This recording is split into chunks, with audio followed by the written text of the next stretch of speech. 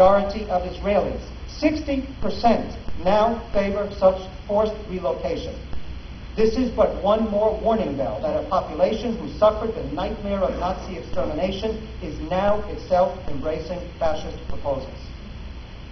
And so we see in these developments the pedagogical value of drawing analogies between historical and contemporary situations, as well as the ethical imperative that is revealed through these comparisons.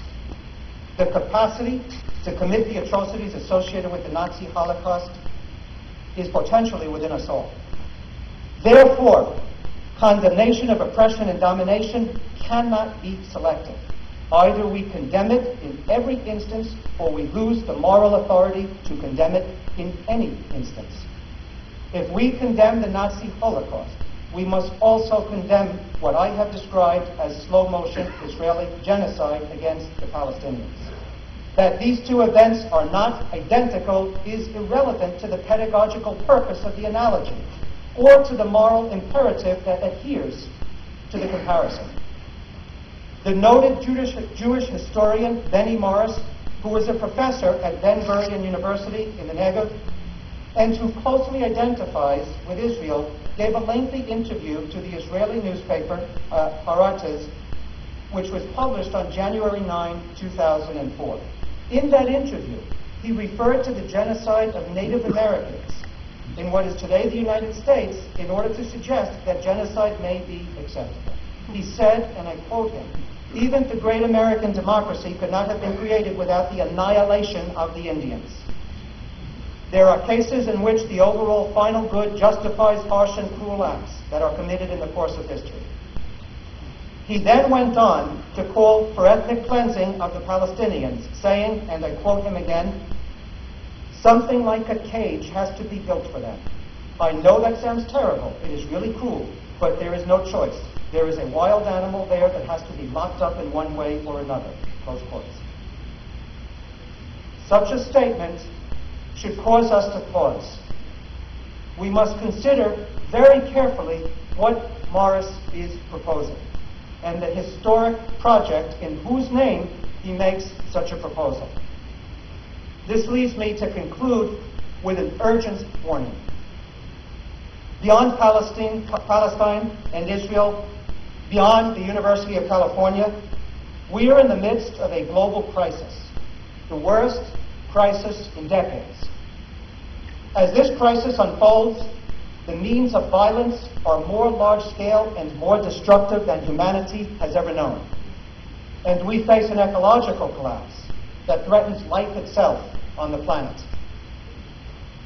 It is at times of crisis such as this that social and political tensions rise and that fascist and totalitarian projects rear their ugly heads. There is only one way to prevent such projects, and that is through social justice.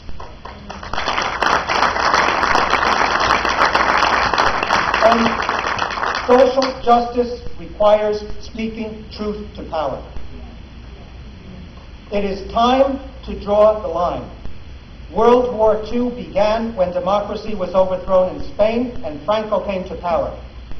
That war led us to the Holocaust, and as well opened up space for the Zionist project to exercise its hegemony over the Jewish community worldwide in alignment with the victorious imperialist powers in that war. That, in turn, brought us the tragedy of the Nakba, of Gaza and the occupation, and now the threat of genocide against the Palestinians. By standing up for social justice in Palestine, by defending democracy and academic freedom on university campuses in the United States, we do much more than act on principle, on ethical grounds, as Martin Luther King Jr. would remind us. By standing up for what is right and decent and human, without fear of the sanctions that we may face for doing so, we also close the door on a possible future in the 21st century that can only be many times more tragic than a tragic past. Thank you.